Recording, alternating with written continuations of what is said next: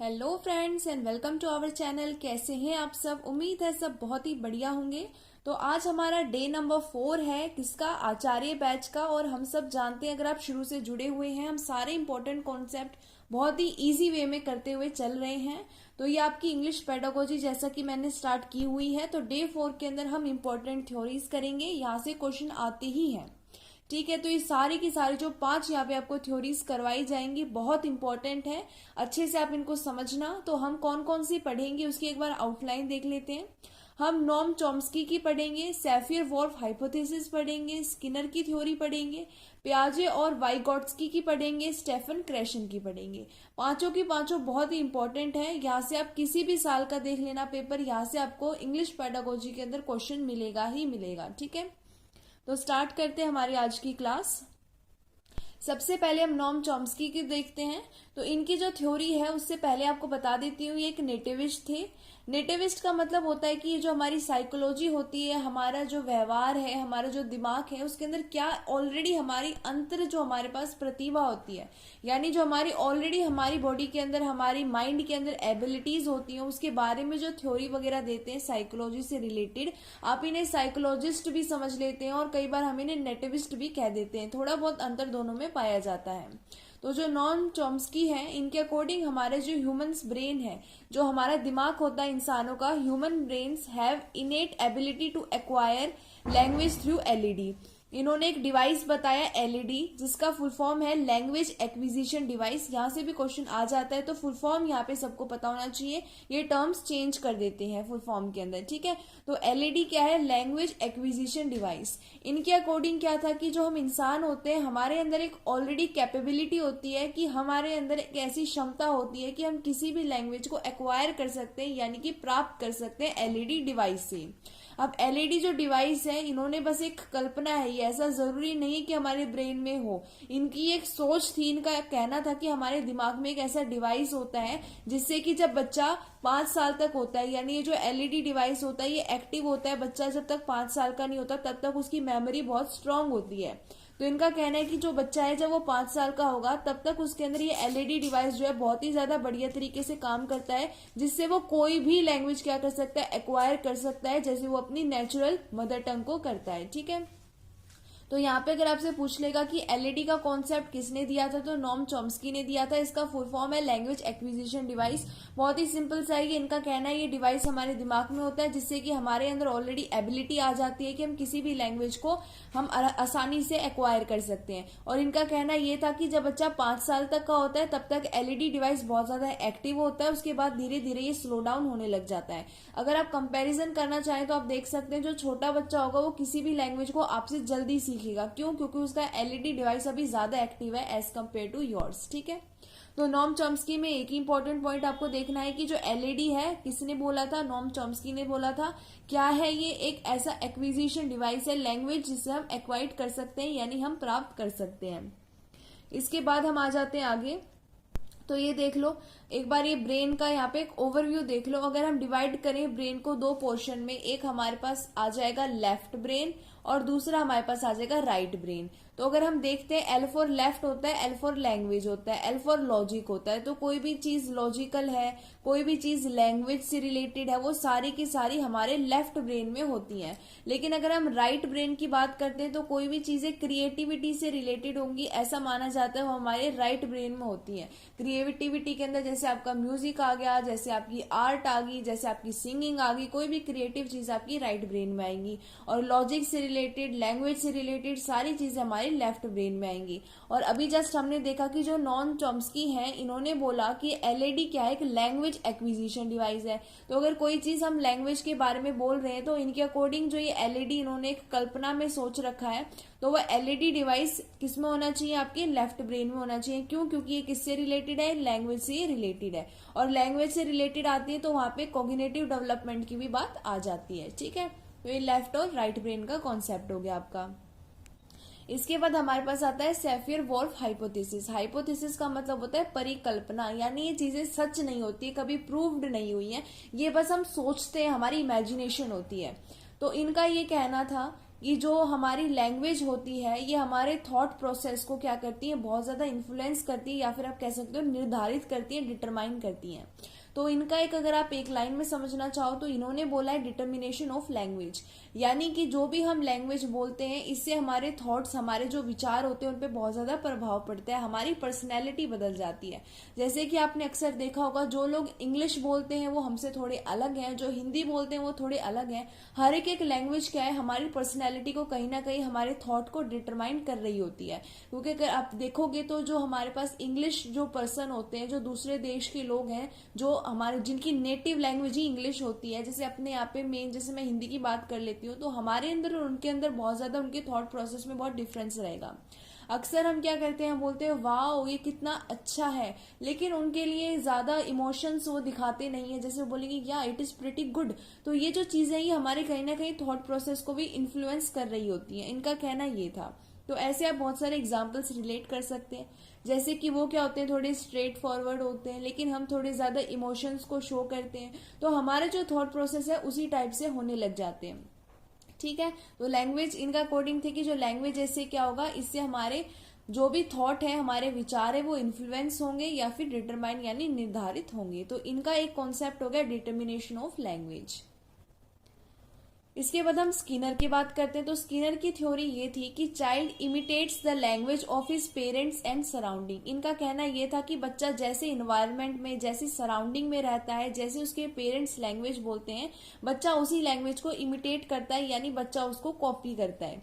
तो अगर उसकी नकल उतारेगा बच्चा, देखो बच्चा जैसे इन्वायरमेंट में रहेगा, अभी इन्वायरमेंट में तो उसके पेरेंट्स भी आएंगे, जैसे वो घर में रहेगा बाकियों को देखेगा कैसे वो बोल रहे हैं, किस भाषा का उपयोग कर रहे हैं, तो वो सारी चीजें देखकर वो खुद भी कॉपी करने की कोशिश करेगा। इसलिए अक्सर हम देखते हैं, जैसे आप हिंदी बोलते हो तो आपका बच्चा भी हिंदी बोलने लगेगा, आप इंग्लिश बोलते हो तो आप देखोगे इंग्लिश पर्सन का बच्चा इंग्लिश बोल रहा है। तो कहीं ना कहीं हम देखते हैं कि जो बच्चे होते हैं वो चीजों को इमिटेट करते हैं, यानी कि कॉपी करते हैं, नकल करने की कोशिश करते हैं। ये स्किनर की थ्योरी थी। इनकी एक बुक है वर्बल बिहेवियर इमिटेशन, जिन्होंने बताया है इसके अंदर कि कैसे बच्चा जो है कॉपी करता है चीजों को, अपने सराउंडिंग में देख के, एनवायरमेंट से सीखता कैसे है, कैसे चीजों को देखकर सीखता है। तो ये सारी चीजें इन्होंने इस बुक में भी बताई हुई है। तो अगर मैं एक लाइन में बोलूं कि स्किनर का पूरा क्या हमारे पास कॉन्सेप्ट है, तो वो कहता है इमिटेशन, प्रॉम्प्टिंग एंड शेपिंग। यानी जो बच्चा है कैसे कॉपी करता है, कैसे चीजों को प्रॉम्प्ट करता है, सीख रहा होता है, और कैसे उन चीजों को शेप देकर वो बाद में अपने पेरेंट्स की तरह इमिटेशन सीख जाता है, यानी उनकी कॉपी करने लग जाता है। ठीक है, तो ये स्किनर की थ्योरी थी। इसके बाद प्याजे और वाइगॉट्स्की की आती है। तो ये जो प्याजे और वाइगॉट्स्की की है, ये सारी डिटेल में हम इससे भी ज्यादा हम सीडीपी की जब क्लासेस लगाएंगे तब पढ़ेंगे। अभी हम वो चीजें पढ़ रहे हैं जो हमारी रिलेटेड है इंग्लिश पेडागोजी से। तो जब हम प्याजे की बात करते हैं और वाइगॉट्स्की की बात करते हैं, तो जो चीजें हमें इंग्लिश पेडागोजी में पढ़नी है वो इस वीडियो में मैं कवर करूंगी। ठीक है, और इनकी A to Z डिटेल जो हमारे पास आने वाली है थ्योरीज, वो आपकी सीडीपी में आपको पढ़नी है, जो 30 नंबर की आपकी स्पेशली चाइल्ड डेवलपमेंट आती है ना, उसके अंदर आपको पढ़नी है। तो प्याजे की थ्योरी बोलते हैं, तो इसके अंदर इंग्लिश से रिलेटेड बात बताती हूँ मैं आपको। तो इनका कहना ये था थॉट कम बिफोर लैंग्वेज। इनका कहना ये था कि जब भी आप कोई भाषा बोलते हैं, उसको बोलने से पहले आपके दिमाग में कुछ विचार आते हैं। जैसे मैं कोई चीज सोचूंगी उसके बाद ही मैं बोलूंगी। अभी जैसे मैं लगातार बोल रही हूँ तो मैं चीजों को क्या कर रही हूँ, मेरे सामने जैसे पीपीटी है, मैं चीजों को इतना सोच नहीं रही हूँ क्योंकि मेरे सामने वो चीजें हैं। लेकिन अगर आप किसी से बात करते हैं, पहले कोई ना कोई थॉट आपके दिमाग में आता है, उसके बाद आप उसको बोलते हो। तो ये प्याजे की थ्योरी थी। इनका कहना यह था कि पहले आपके दिमाग में विचार आएगा और बाद में उसी विचार को आप बोलोगे लैंग्वेज के जरिए। तो इनका कहना यह था पहले आप सोचोगे और उसके बाद आप उसको बोलोगे, जो आपने सोचा है बाद में वो बोलोगे। ठीक है, उसके बाद बात करते हैं वाइगॉट्स्की की। तो इनका ये कहना था कि जो जैसे प्याजे ने क्या किया, थॉट और लैंग्वेज को रिलेट कर दिया कि पहले हमारे दिमाग में विचार आएगा फिर हम उसको बोलेंगे लैंग्वेज के जरिए। लेकिन वाइगॉट्स्की का कहना ये था कि जो थॉट होता है, यानी जो विचार होते हैं, जो हमारी भाषा होती है, दोनों की दोनों डिफरेंट चीजें हैं, अलग अलग चीजें हैं।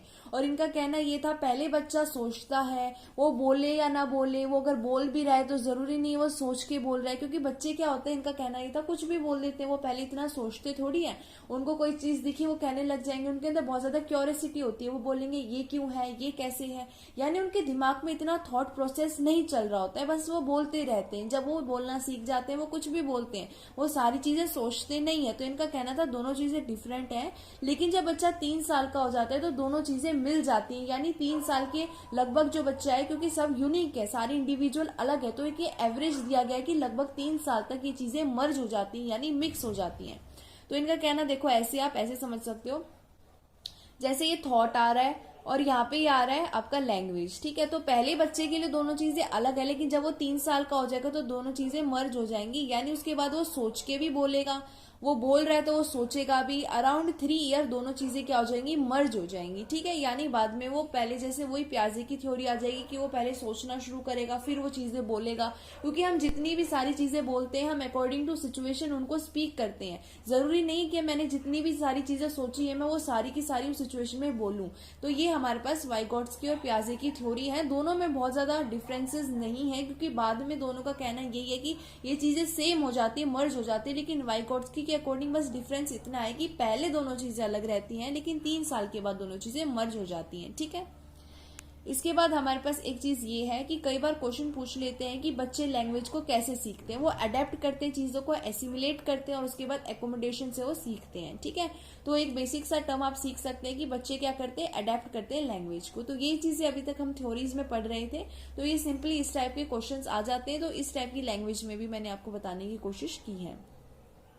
इसके बाद हम बात करते हैं स्टेफन क्रेशन की। यहाँ से भी इंपॉर्टेंट आ जाते हैं इनके 5 यहाँ पे इन्होंने हाइपोथेसिस दिए हैं और इनमें से कई बार आपसे स्टेप पूछ लेते हैं इसके बाद कौन सा हाइपोथेसिस आता है। अगर आपको कोई मतलब एक तरीके से केस स्टडी जो होती है उस टाइप के क्वेश्चन दे देंगे कि बच्चा अगर ऐसे ऐसे कर रहा है तो वो कौन से स्टेज में है, ऐसे आप समझ सकते हैं। तो इनका कहना ये था इनकी थ्योरी के अंदर कि जैसे हम लैंग्वेज नंबर 1 को एक्वायर करते हैं, सीखते नहीं है, उसको प्राप्त कर लेते हैं अपने घर में इन्वायरमेंट में देख के, इनका कहना था वैसे ही हम लैंग्वेज नंबर 2 यानी जो आपकी मदर टंग नहीं है, जो आपकी नेटिव लैंग्वेज नहीं है, जो चीज आप सीखना चाहते हैं उसे भी आप एक्वायर कर सकते हैं। इनका ये कहना था आप उसे भी प्राप्त कर सकते हैं। लेकिन उनका कहना ये भी था कि उसके लिए आपको 5 हाइपोथेसिस जो इन्होंने दिए हैं उसको फॉलो करना पड़ेगा। यानी 5 इन्होंने स्टेप्स दिए हैं जिन्हें अगर हम फॉलो करते हैं तो जैसे हमने अपनी मदर टंग को सीखा है वैसे ही लैंग्वेज नंबर 2 को भी सीख सकते हैं। तो अभी देख लेते हैं वो 5 हाइपोथेसिस कौन से हैं, यहां से क्वेश्चन आ जाता है। तो सबसे पहला इनका हाइपोथेसिस है एक्विजिशन। यानी इनका कहना यह है कि जैसे हम हैबिट्स के अंदर लेके आए, चीजों को धीरे धीरे सीखें, प्राप्त करने की कोशिश करें, यानी अपने एनवायरनमेंट में उन चीजों को लेके आए। जैसा कि हमने बचपन में हमारी जो लैंग्वेज नंबर 1 है आपकी मदर टंग है, हमारे इन्वायरमेंट में थी, सारे लोग उसे बोल रहे थे। यानी हम ऐसे फैमिलियर इन्वायरमेंट में आ जाएं जिसके अंदर क्या हो, वो चीजें हैबिट बनती जाए, हम उन चीजों का एक्विजिशन करने के लिए तैयार हो जाएं। तो इनका पहला स्टेप तो ये था। इनका दूसरा स्टेप ये है कि आपको मॉनिटर करना है एक्विजिशन, आपको देखना भी है कि कहाँ कहाँ तक आप आ चुके हैं। आपको एक नॉर्मल एवरेज वे में उस चीज को मॉनिटर करना है। जैसे आपने कोई चीज सीखी है तो ऐसा नहीं आप बिल्कुल उसे इग्नोर कर रहे हैं, आप उसको बोल ही नहीं रहे, उसका यूज ही नहीं कर रहे हैं। आपको ऐसा भी नहीं करना आप बहुत ज्यादा चिंतित हैं, आप हर जगह उसके एक एक चीज रूल वगैरह देख रहे हैं। आपको ओवर हाइप्ड भी नहीं होना है और आपको अंडर हाइप्ड भी नहीं होना है। यानी आपको बीच में एवरेज रह के उन चीजों को डेली यूज के अंदर लेके आना है। अगर वो चीजें गलत हो रही है तो आपको उन चीजों को सही करोगे, लेकिन बहुत ज्यादा आप उसको टेंशन के रूप में नहीं लोगे, तभी आप किसी चीज को एक्विजिशन के जरिए सीख सकते हैं। इसके बाद इनका कहना यह है कि जैसे आपने आपकी लैंग्वेज नंबर 1 को नेचुरल ऑर्डर से सीखा है, यानी आपने चीजों को सुना है, फिर बोला है, फिर उनको रीड किया है, फिर उनको लिखना शुरू किया है, उसी नेचुरल ऑर्डर के अंदर आपको किसी दूसरी लैंग्वेज को एक्विजिशन करना होता है ताकि आप पहले की तरह ही उसको सीख सकें। इसके बाद इनका कहना यह है कि जैसे हम बच्चों को, अगर मान लो किसी बच्चे को आप लैंग्वेज नंबर 2 सिखाना चाहते हैं जो उसने कभी नहीं सीखी, तो सबसे पहले आप उसे एक फैमिलियर एनवायरनमेंट देंगे, उसकी एक्विजिशन शुरू करेंगे, फिर आप उसको मॉनिटर भी करेंगे वो कैसे कैसे ग्रो कर रहा है, किस तरीके से वो चीजों को सीख रहा है। फिर आपको ये भी ध्यान रखना है कि जो चीज आप उन्हें सिखा रहे हो एक नेचुरल ऑर्डर में सिखा रहे हो, जैसे कि आप पहले उन चीजों को सुना रहे हो, लिसन करवा रहे हो, फिर बच्चे को बोलना सिखा रहे हो, स्पीक करेगा वो, फिर रीड करेगा उन चीजों को, फिर वो राइट यानी लिखना सीखेगा। फिर आप आपको क्या करना है, आपको देखना अगर वो कोई बच्चा कहीं पे उसको परेशानी आ रही है या आपको कोई दिखाई दे रहा है कि ये बच्चा यहाँ पे चीजें गलत कर रहा है, तो आपको क्या करना है, उसके अंदर इनपुट करना है हाइपोथेसिस को, यानी नई चीजों जो सही चीजें हैं आप उनको उसके माइंड के अंदर डालना है, यानी उसे नई चीजें सिखानी है, इनपुट करना है उसके अंदर, और बाद में आपको फिल्टर करना है, यानी जो जो चीजें उसने सीखी है उसमें से क्या क्या उसने सही चीजें सीखी उनको वही चीजें सिखानी है, गलत चीजें नहीं सिखानी है, यानी फिर जो करेक्ट चीजें उनको फिल्टर कर देना और उसे सही चीजें समझा देनी है। तो इस तरीके से इनका कहना है ये जो 5 स्टेप है, according to these 5 steps you can acquire the language number 2। ठीक है, तो इनके अकॉर्डिंग इन 5 स्टेप से आप सेकंड लैंग्वेज को भी एक्वायर कर सकते हैं।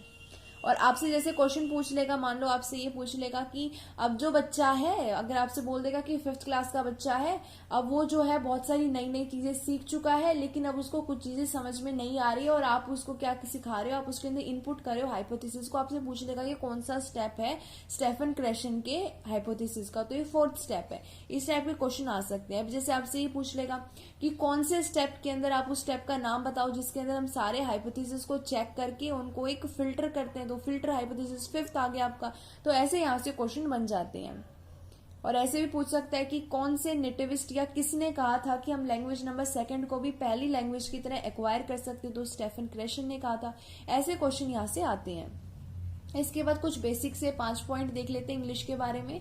ये मैंने आपको बताया था, जो 343 आपका आर्टिकल है, सेक्शन नंबर 2 के अंदर इंग्लिश को एसोसिएट ऑफिशियल लैंग्वेज का दर्जा दिया गया है हमारे इंडियन कॉन्स्टिट्यूशन में। फिर ये लैंग्वेज ऑफ कोर्ट है, आपने अक्सर देखा होगा कोर्ट के अंदर सबसे ज्यादा जो लैंग्वेज इस्तेमाल होती है वो आपकी इंग्लिश भाषा ही है। इसके बाद ये हमारे पास language of international trade and industry मानी जाती है। क्यों? क्योंकि ये क्या करती है, कोई भी बाहर दूसरी देश के अंदर अगर कोई ट्रेडिंग हो रही है, कोई इंडस्ट्री खोली जा रही है, वहां पे इंग्लिश लैंग्वेज ही काम करती है। क्यों? क्योंकि एक लिंक बना लेती है। जैसे अब चाइना वालों को और इंडिया वालों को अगर बातें करनी है चाइनीज के अंदर थोड़ी करेंगे, या अगर करनी भी है तो यहाँ से कोई हिंदी में बोलेगा, आगे बीच में कोई मीडिएटर होगा जो उसको ट्रांसलेट करेगा चाइनीज में। तो लेकिन एक ऐसी लैंग्वेज है इंग्लिश जिसे ट्रांसलेट करने की जरूरत नहीं है, क्योंकि वो दोनों लोग उस चीज को समझते हैं, तो दोनों के बीच में एक लिंक बनाने का काम करती है इंग्लिश। इसलिए इंग्लिश को हम एक लिंक लैंग्वेज के नाम से भी जानते हैं, और ग्लोबली यूज होती है, सबसे ज्यादा यूज होने वाली लैंग्वेज है हमारे पास, तो इसको हम ग्लोबल लैंग्वेज भी कहते हैं। ठीक है, तो ये हमारी सारी थ्योरी यहाँ पे कंप्लीट होगी। लास्ट में 5 इंपॉर्टेंट पॉइंट भी देख लिए हैं। यहाँ से क्वेश्चन आना ही आना है। अगर आप इसको समझ चुके हैं तो बहुत बढ़िया है, कोई डाउट है तो कमेंट बॉक्स में जरूर बताना। ठीक है, तो नेक्स्ट डे में मिलते हैं, अगली क्लास में मिलेंगे। धन्यवाद।